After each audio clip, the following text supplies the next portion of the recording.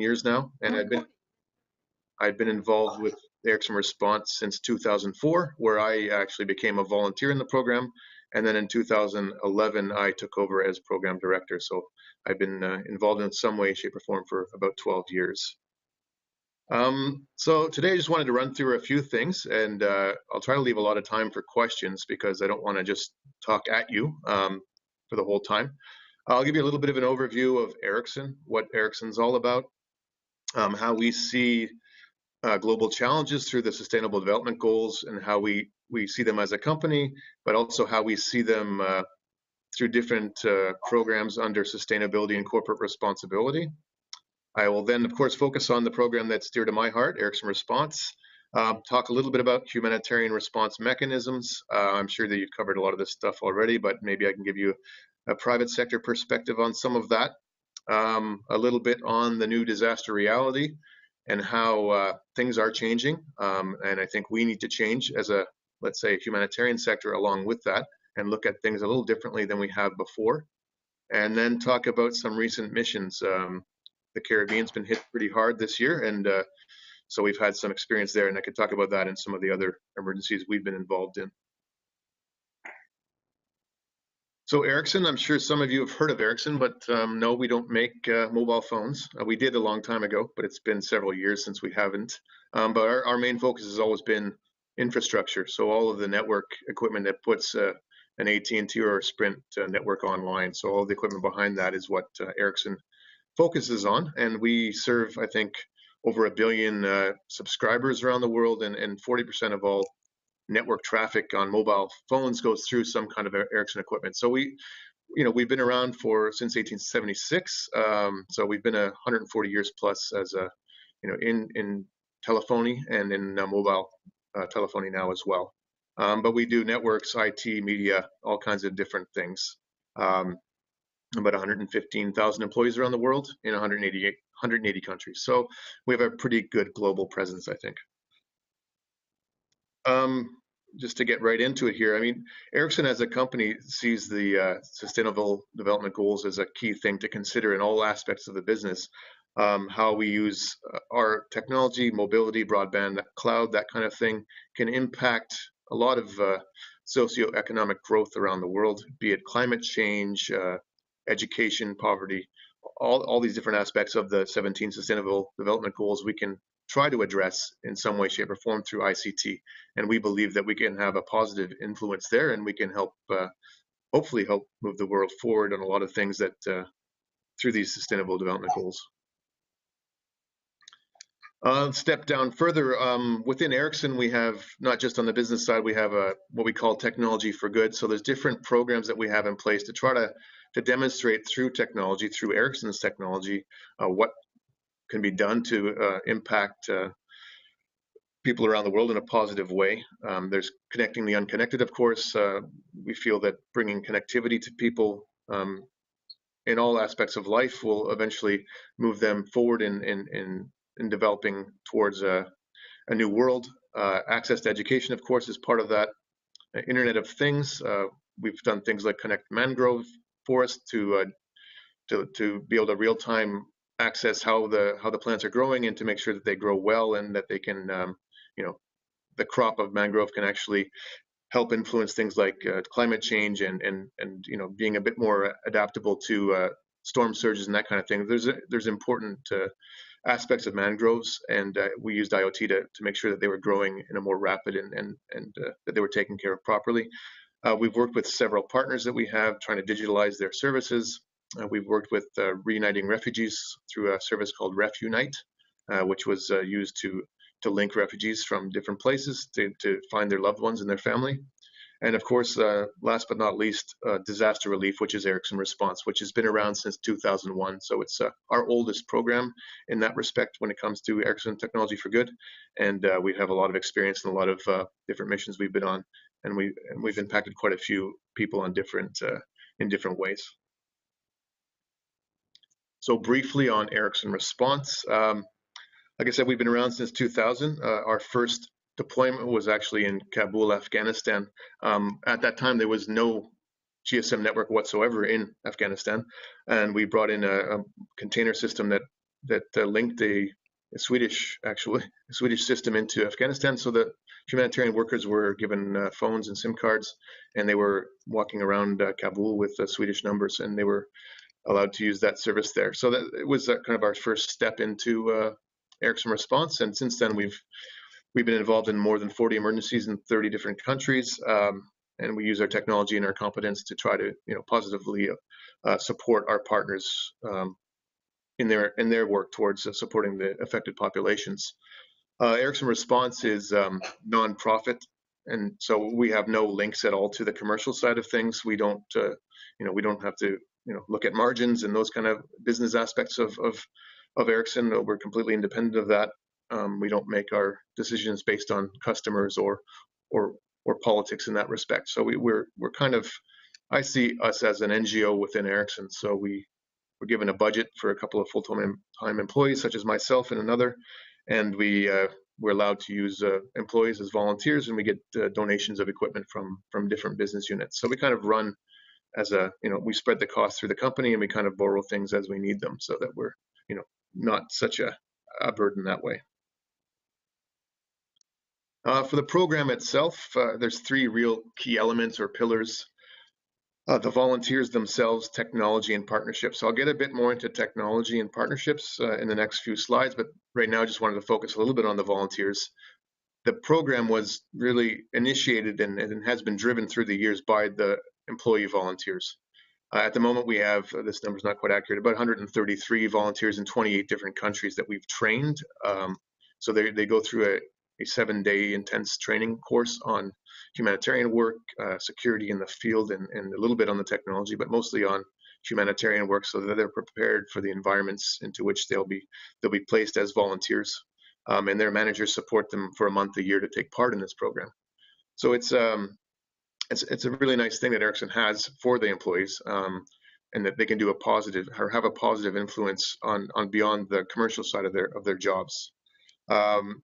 And different profiles we use from the company, whatever the company has as resources, people-wise. Of course, we have them available to us as volunteers. So anything from, obviously, technical volunteers are key for us, but we also have sourcing and logistics and project management and communications, all those different aspects that make a company run, we can also use within the program as volunteers. So that's kind of how we do it. There's only 2 full-time employees, myself and a technical expert that we have that's actually currently in Puerto Rico.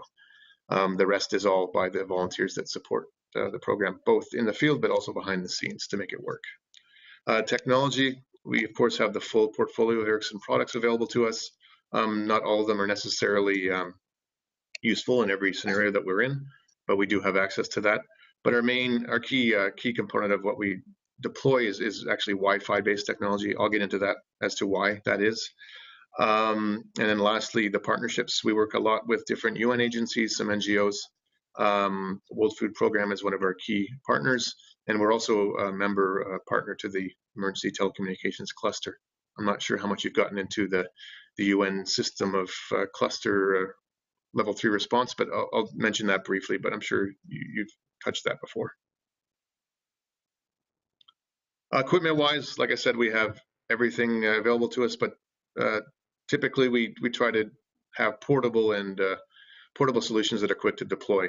When you have these on the top right there, you can see some pretty big container solutions that are not so easy to move around, but within that box there, you have a complete mobile network core.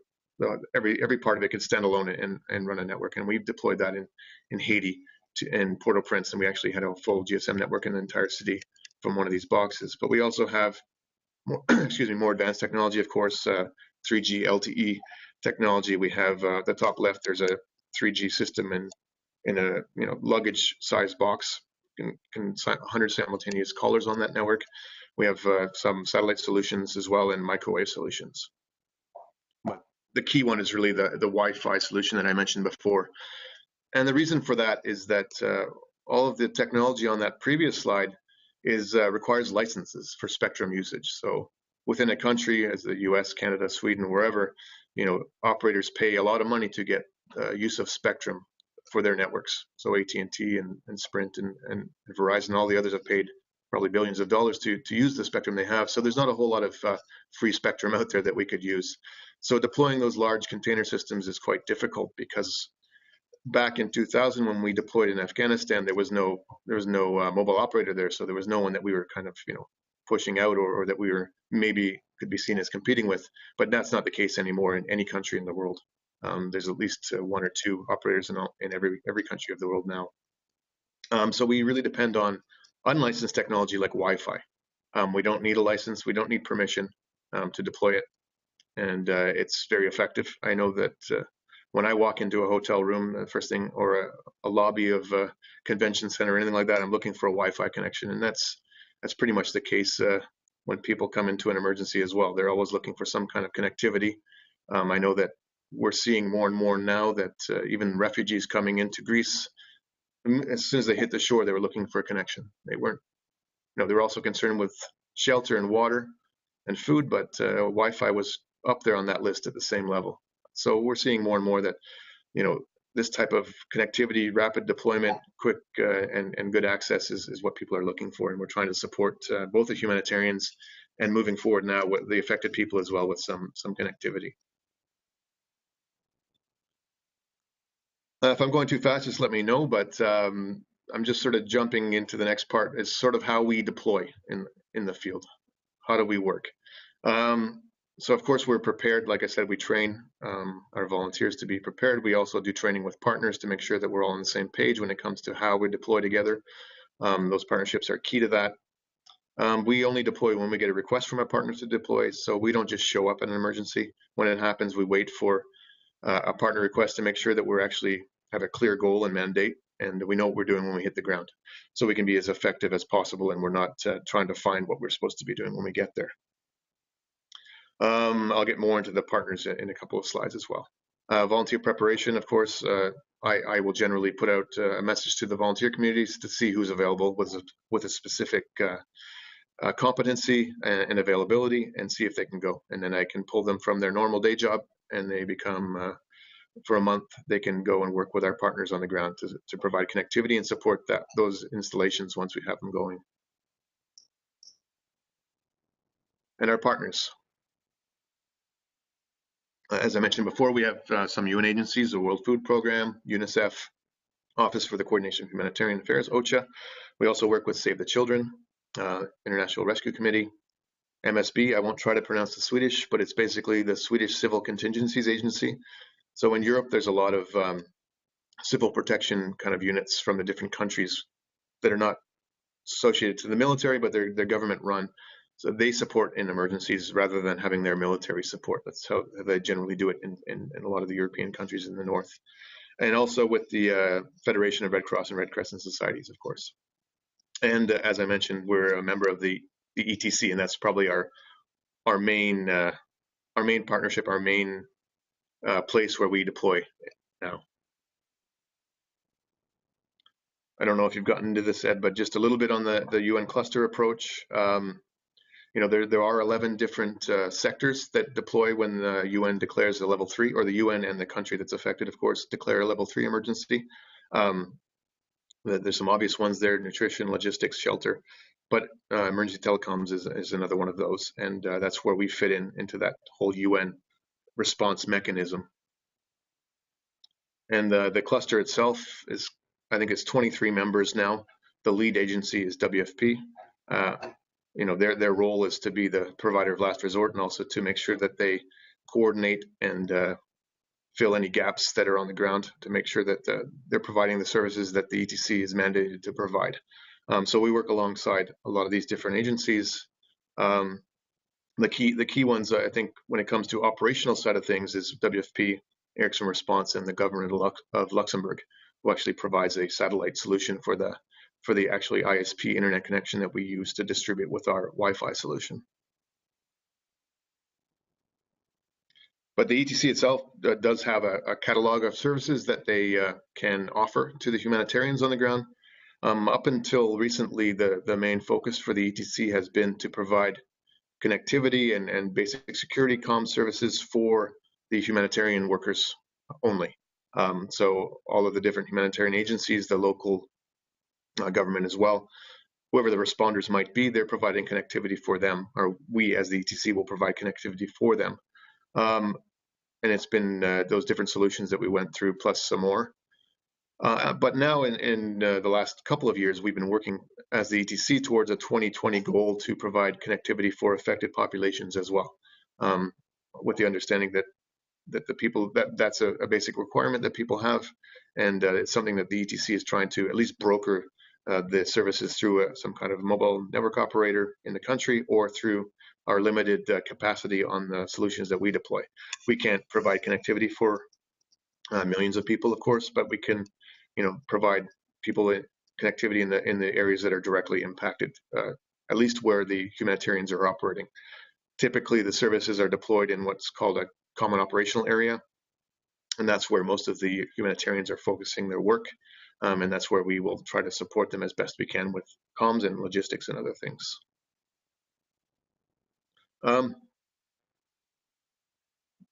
Just to get into who the humanitarian responders are, I think that's an area that people assume it's the UN, they assume it's the NGOs, but I think we forget in that big picture that it's actually the people living there that are the first responders.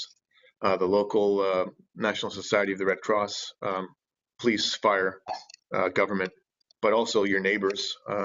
Everyone around is the first responder, and we can't leave them out in this big picture. And I think that's why we're going for that 2020 vision of providing everyone with connectivity.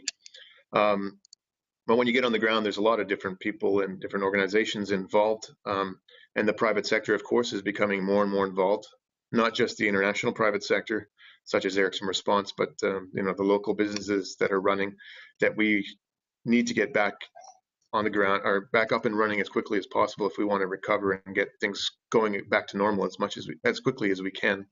I think up till recently, we've maybe seen ourselves as the heroes coming in with our Superman capes on, but I think that we should be looking at this a bit more and understanding that a lot of times that capacity is there locally. We just need to give them a little bit of a push in the right direction to get them going back on the path that they were on before the event happened.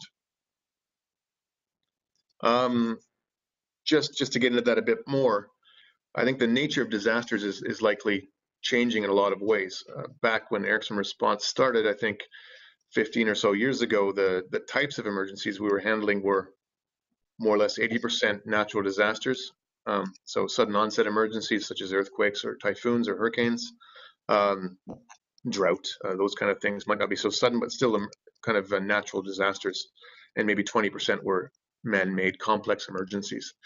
But I think that's almost reversed recently. We are seeing more and more protracted complex emergencies like South Sudan, like Syria, like Northern Iraq, Central African Republic, Nigeria. There's so many now that, and they are far outnumbering the natural disasters that we're dealing with. Traditionally we're quite good at those 3 to 6 month natural disasters like hurricanes and typhoons. We get in there, we get out pretty quickly, but getting in is easy enough in these complex emergencies, but getting out is not so easy. So as a partner to the ETC, if we look at an example like South Sudan, it started in 2012 and we had equipment on the ground until 2016. So that's not so simple to manage. So from a private sector partner point of view, it's a lot more complex when it comes to what our commitment is to our partners, but also how do we manage the security implications, much more difficult, much trickier when it comes to making sure that the people are safe and that the equipment is safe as well. I think climate change is also having an impact on the severity of emergencies that we're seeing when it comes to hurricanes and typhoons. I don't want to quote any or misquote any kind of numbers there, but I think that it's pretty obvious that this year we've had 4 Category 4 hurricanes already in the Atlantic. I don't remember that happening in the recent past. But we also need to look at things in a different way, not just being reactive, but proactive. And how do we mitigate the risk and the vulnerability through preparedness and resilience building? And how do we understand the situation we're getting ourselves into? And what can we actually do to improve it, rather than just showing up and thinking we know what's needed when we don't always know what's needed. The UN mechanisms themselves for declaring emergencies and for engaging in emergencies is changing. The cluster system was started in around 2005, and it seemed to be it is a good approach on many levels, and it did improve the responsiveness and the effectiveness of the response. But we're seeing more and more that governments now don't want to work on that kind of scale. They don't want to introduce a huge influx of humanitarians and goods and resources into their country, and they kind of tend to feel like they're losing control of the situation. They also don't want to appear like they can't handle themselves. They can't handle their own country, their own response mechanism. So it's getting more and more complex. So we're deploying less so under the emergency telecommunications cluster banner and more so under emergency telecommunications sector or different approaches with our partners. So that is definitely getting more complex, and I don't see that changing. I think that this will be addressed maybe in the future by a different or an alternative approach, or a slightly altered approach to the current cluster system. That's my opinion. This you might have seen if you've read through any resilience papers by the Red Cross, but I kind of took it and altered it a bit. Just the feeling that I think we understand what I think we understand what resilience is. It's kind of a buzzword now, but it's really, to me, the amount of preparedness and capacity a country has versus, along with its vulnerability to a disaster, and how quickly it can respond and react and get back to normal again. Some countries and some societies, of course, are well below that resilience level. They might get just above it in an event that in a, let's say, country A that's quite well advanced, they'll have a critical event and it will recover quite quickly without much help from the outside. But other countries might just be above that line and have a huge event and need a lot of external or international assistance to get back above that level of critical resilience again. So I think it's something that we need to look at as a humanitarian sector to understand better how we play a part in all of that. Not just looking at things from a reactive point of view, but a proactive point of view as well. That's something that I was thinking about as well, is that regardless of what we talk about when we hear about the Loon project or all these other great innovations that are out there, that oftentimes we forget about the basic things that need to be in place for any of it to work. We're seeing this especially right now in Puerto Rico. Power, that's something we take for granted, but without power, it doesn't matter what else is out there. People can't charge their devices. Ground stations don't work. There's no communication. So we need to really build from the bottom up and make sure that the power and infrastructure are good and resilient, and have the capacity for the needs that are out there, and then build on top of that. And then we can start talking about digital aid and services like mobile financial services and all of these great tools that can be used, but they can only be used once that basic infrastructure is in place. So just as an organization, Ericsson Response, we've been thinking about this the last couple of years, and looking at how we've been involved, and we've seen that our, I don't know if current intervention is the right word now, but we get involved in the disaster response. We wait for a request and we respond, and then we pull out when we're done. But now we see we should get more involved in the resilience and preparedness part, and we are. And also, how do we transition from that disaster response to the recovery and reconstruction back into development again? So how do we look at things on a resilience perspective, and from preparedness to sustainability? How do we bring in things that would eventually be sustainable in that society, in that environment? And for me, one of the key things to think about is situational awareness. Do we really know what we're walking into when there's an emergency in Dominica or Puerto Rico or Afghanistan or Niger? I mean, there's so many things so many factors that we need to consider. We shouldn't just bring in what we think is needed, but we should really do a better job of analysis and assessing the situation on the ground. What's available, what's needed, and when, and how do we bring the appropriate solutions on the ground to fill those gaps? I mean, we're really, as a humanitarian sector, should be looking at how we fill the gaps in capacity. And so if there was a network there before that was destroyed, how do we fill the gap until they bring it back online? Or if we're working in an area where there was no network there previously, how do we bring in a temporary solution until there's a business case to bring in a more long-term sustainable solution. So we need to look at these things in that way, so that we can have a positive influence and not bring in a technology, if they're using 3G, bring in LTE or 5G when that's not the appropriate solution, but what can actually be maintained and what's economically viable in the places we're working.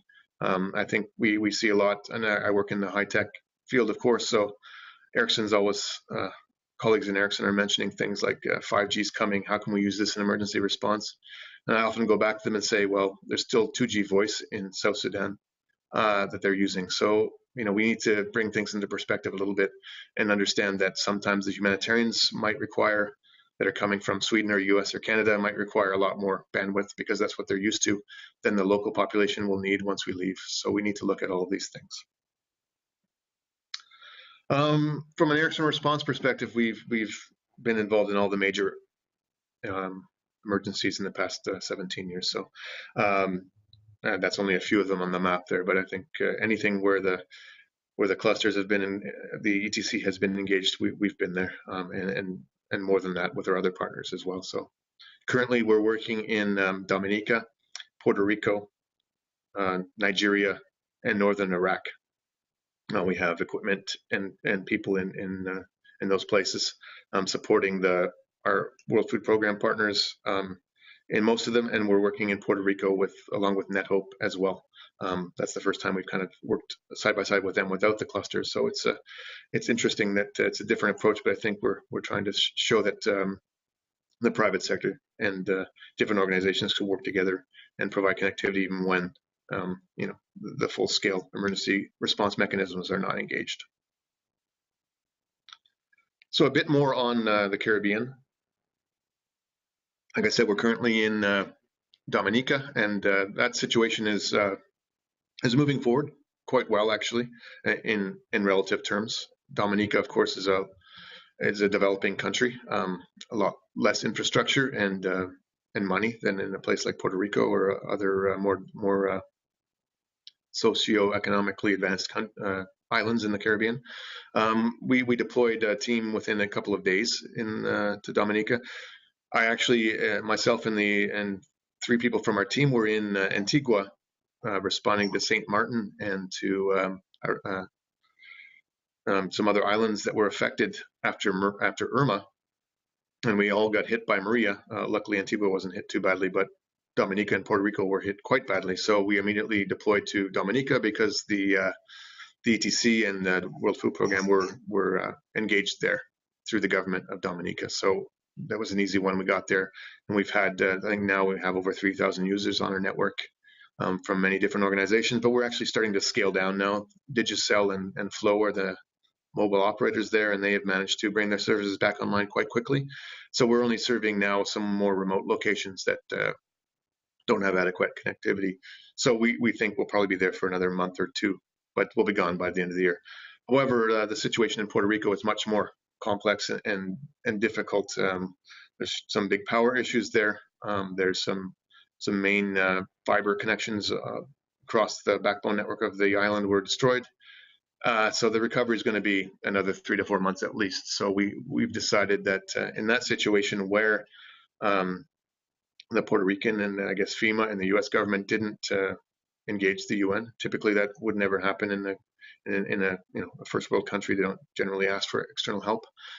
Canada, Europe, India, China, they'll never ask for UN engagement, but we still think that there's a lot of work to do there, probably a lot more work to do there than there is in Dominica because of the unique situation in Puerto Rico.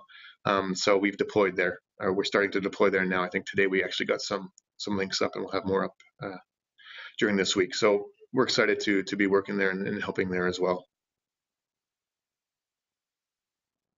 Nepal, you saw the video there. That was maybe our more typical type of response. It was only about 5 months that we were there. It was complex in terms of geography. The mountains were not so easy to work in. Not much line of sight when you're talking about technology, so a lot of ridges and a lot of difficult terrain to work in, but I think it was quite an effective response that we had there. The Philippines was was huge. That was a huge typhoon that hit the Philippines in 2013. And that was by far our biggest Wi-Fi network that we ever deployed. We had 12 locations with over 6,400 humanitarian workers on that network. It was there for about 8 months, and yeah, we were providing services there for quite a long time because there was a big humanitarian presence there for quite a long time. I alluded to South Sudan a little bit earlier. Of course, that was our first, let's say, dive into a complex, protracted emergency when it comes to more conflict-based emergencies. Excuse me. There was no, destroyed infrastructure like you'd see in a natural disaster, but there was, a lot of population movements, a lot of changing priorities as people would flee aggressors from either side and continually moving to new locations. So connectivity needed to move around for those 4 years that we were there, pretty much nonstop. We had equipment that was on the ground. It was supported a lot by local staff. We try to train local staff on the equipment as well, so that we don't have to have international staff there all the time. So it was a difficult situation for us. A lot of remote support, which we've never done before, but we managed to make it work. And in the end, ETC pulled out, so we pulled our equipment out as well last year.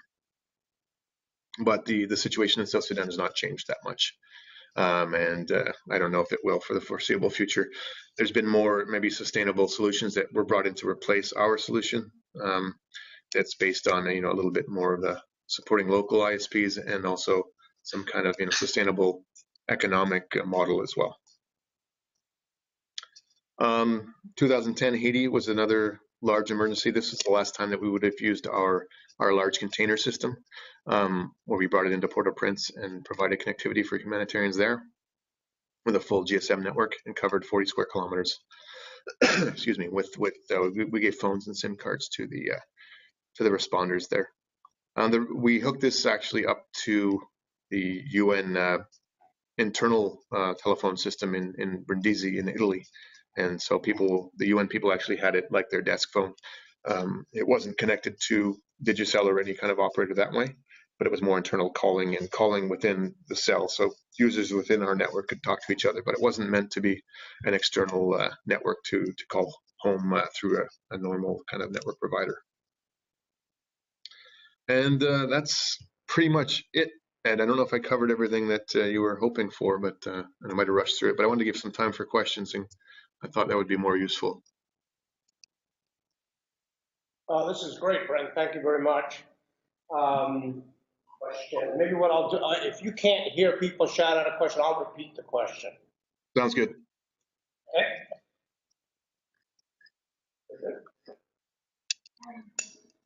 Could you maybe talk a little bit about how the wider kit was developed, like what the process for that was? So the process on developing the wider kit, what was the process for developing that? Sure, that's a good question. I mean, the solution itself is not a commercial solution that we sell as Ericsson. It was developed along with Stockholm University around 2004, and it was an open source platform, and we wanted to use Wi-Fi. At the time, Ericsson didn't have Wi-Fi products, so of course we had to buy third-party stuff. And we've had, I think we're on version 5 now. We'll be deploying version 5 soon. So we've had it for a long time. It's been a very effective tool to deploy, and a lot of it's been developed internally by volunteers. So in 2011, Ericsson acquired a company called Bel Air, which was a Wi-Fi company. And along with that, we got of course, the staff and the developers that came with that.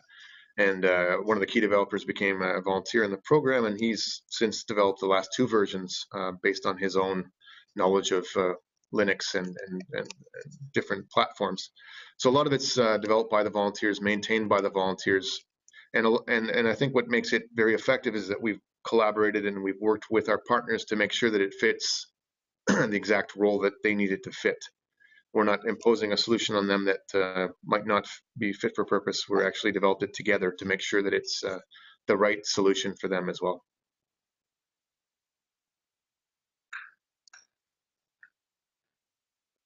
Hi, my question is, you mentioned that as part of the Ericsson effort in Haiti, you distributed 1,500 phones to people. I was just wondering what the logistical details and challenges were for that distribution. So the logistical details, could you hear the question? I was broken up, so you better repeat it. Yeah. So is the logistical details of distributing those 1,500 phones there in Haiti? So how did Ericsson go about that? Yeah, I mean, we at the time the cluster was being led by OCHA, so we left it to them to decide who should receive the phones and how they would receive them. So we brought the phones in, shipped them in from, I think they came in from Brazil, and then we gave them to OCHA, and OCHA distributed them to the humanitarians on the ground through, I guess, at meetings or at the OSOC or the operations center, the emergency operations center. So we didn't really distribute it, but they did.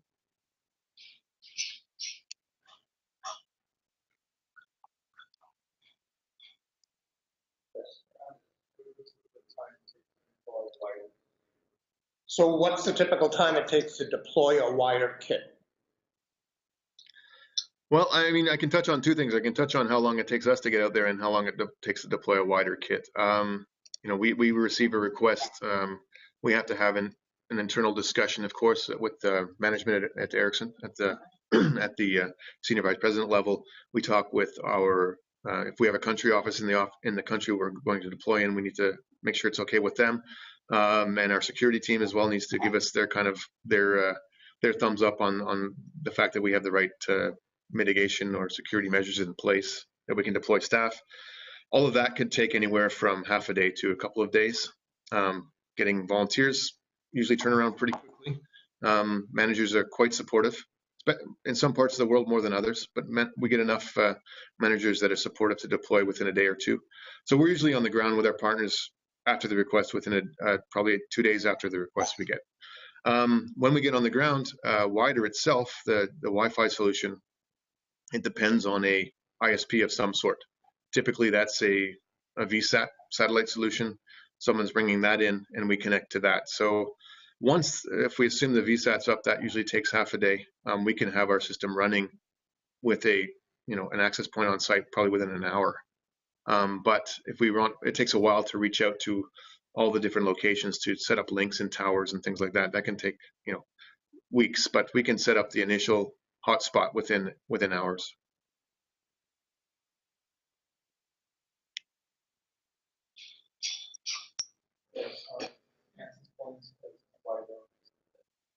So follow-up question was, how many access points does a wider support? Well, I mean, we have different modules, different units that we deploy. The brains of it is an access controller, which we call a wider access controller, a WAC, and that's a server and a switch and some other parts. And if with one of those we can connect, for example, in the Philippines we had 50 access points, 17 links connect to that one wider.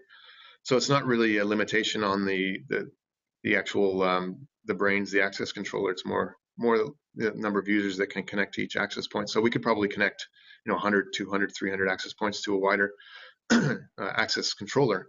So it really depends on the situation. And also, we're looking at distributing a limited bandwidth as well. So if we have a VSAT connection from one of the partners, it might only be 3 or 4 megabytes. So if we start having 1,000 users on that limited bandwidth, the experience for the users is pretty terrible. So it depends on a lot of things. In the Philippines, we had a 300 megabit fiber coming in, so we could support the users with a good enough connection. But if that was 3 or 4 megs on a satellite, it wouldn't have been good enough. So the limitation, I don't think, is on the access points. It's more on the number of users and the bandwidth we have.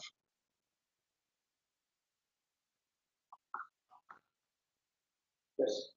I was wondering what the typical success criteria were for Ericsson response operation. So the typical success criteria for Ericsson response deployment. For us, we don't really have KPIs as such. We really look at, have we fulfilled the request of our partners? Are we doing something useful? Are we providing connectivity for the humanitarians? I mean, we deploy on what we call a no regrets basis. So we don't want our partners to hesitate to ask us for help if they feel that, well, maybe we'll only be there for a month, maybe we'll only support 100 people. Which was the case in Madagascar. We went there last year. or this year actually, and there was only 100 people for about a month that used it. So that might have not been seen as successful, but we still did what we needed to do. We supported that population for that short period of time.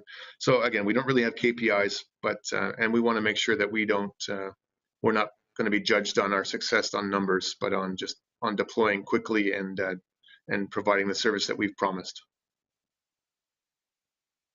So two questions, Brent, related to your, and thank you for the cluster review. Actually, that was quite timely because we're going to talk about that a little bit later. Number one was, so tell me about the power supplies that are parts of deployment now. You mentioned in Puerto Rico that power is a key challenge, but what types of power devices are parts of Ericsson's response deployment? That's an area that the ETC and I think the technology ICT sector in generally has missed and has neglected. We still depend on diesel or small generators. We can use with our kit, we can use a small Honda, petrol generator that a few kVA and that kind of thing. We can run on. We do have some access points set up with small solar panels and batteries as well. So we do that, but we haven't done a good job as a sector, I think, in looking at power. In Puerto Rico, of course, that's one of the main issues is logistically moving fuel around and and making sure that generators are running and providing the connectivity that they need to, providing the power that the connectivity requires. That's a huge challenge. I think solar and other solutions would be better, but it's also the portability. Solar panels are not that easy to install or move around, and they need to be clean. So there's a lot of work to be done, I think, on linking the two together. And for us, we're just sort of ad hoc putting in solar panels where we think it'll work with batteries, but there's no like sort of solid solution that way. But I think it's something we need to really address. And what about repositioning of equipment? You mentioned a number of your partners who have regional warehouses from which they distribute. Does Ericsson use any pre-positioned equipment sites, or does everything happen mostly from your headquarters? Well, we've tried different approaches to this. We've had container solutions in Dubai with the World Food Program, which is their kind of logistics hub. We've had solutions in Panama with the Panamanian Red Cross as well, PADRU, the response unit there. But we find that unfortunately with technology, especially when we're talking, the solutions that we have, software is changing a few times a year. Things need to be tested frequently and started up with batteries and these kind of things. You need to be constantly kind of making sure that they're all working and that they can be depended upon when the time is right for them to go out. So pre-positioning was an idea, but I haven't seen it being we can't deploy equipment that we're not sure is going to work. So we might have things pre-positioned, but we end up deploying stuff that we know works from Sweden. So it's a challenging area. I think that moving things from Sweden to the site with the people is often easier than trying to get things out of a warehouse in Dubai or somewhere else, and we're not sure 100% that it's going to work. Great. Another question.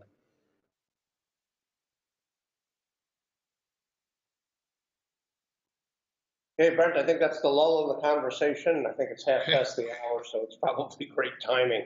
I want to thank you very much for the presentation and for taking the questions and thoughtful answers. We'll post a copy of your slide deck so it's available to the students as well. And we recorded the conversation. We'll send you the link so you can have a peek as well. Great, thanks, Ed. And if there's any other questions that pop up later, anytime, I'll try to answer them as best I can. But thanks a lot. Thanks, Brent.